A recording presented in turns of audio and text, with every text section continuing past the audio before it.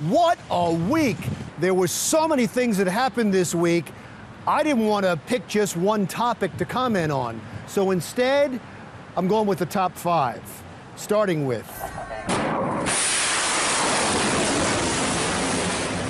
the missile strike on Syria. It was a near-perfect strategic strike on a Syrian airport after Bashar Assad again used chemical weapons against his own people. And Donald Trump was universally praised for his Syrian action, but of course, his opponents had to come up with something, so they attacked him for not having a plan going forward.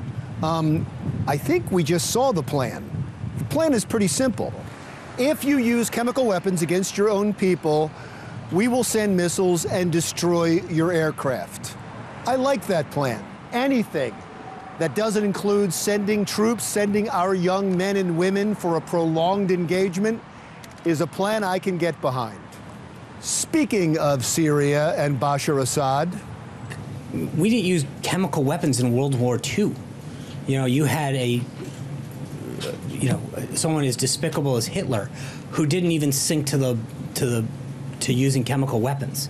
He was not using the gas on his own people the same way that Assad is doing it. Oh, spicy. Talking about Hitler and his atrocities during Passover is just plain dumb.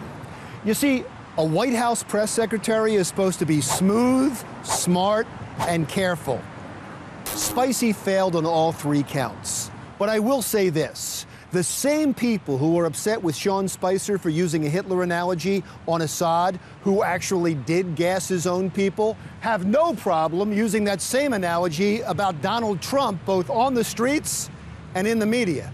But I was thinking, when he said today, America first, it was not just the racial, I should say racial, the Hitlerian background to it, but it was the message I kept thinking, what does Theresa May think of this morning when she picks up the papers and says, oh my God, what did he just say?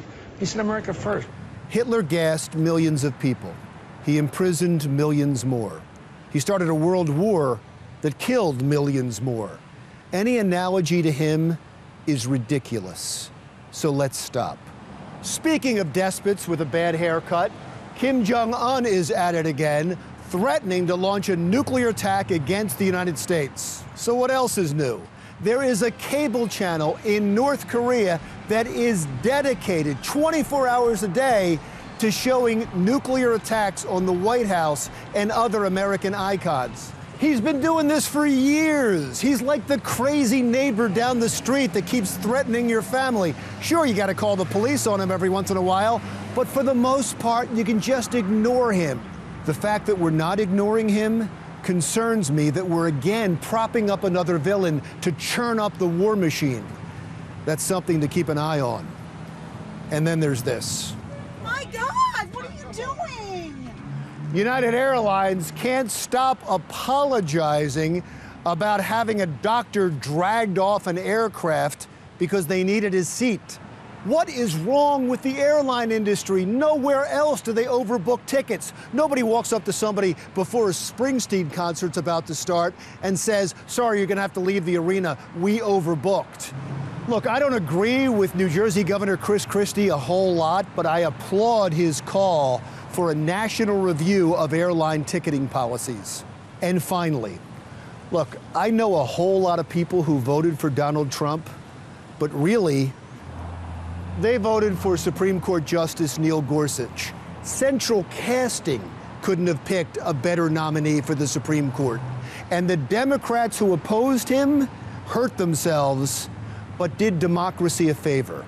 Now it's only going to take 51 votes every time to confirm a Supreme Court nominee, with the filibuster out of the way, making Donald Trump's next choice for the Supreme Court a shoo-in. So why would the Democrats give up the power of the filibuster for a guy they knew was going to get it anyway? My father always said to me, the answer to every mystery is money. The fight against Gorsuch riled up the Democratic base and the Democratic donors and poured money into the campaign and super PAC coffers. And it's not just the Democrats, the Republicans do it too, which is why nothing gets done in Congress. You see, if the more you fight against something, the more money you get, you lose your incentive to solve any problems. And that, boys and girls, is why Congress is in a perpetual stalemate and wraps up the top 5 stories of the week. I'm Larry Mendte. See you again next week.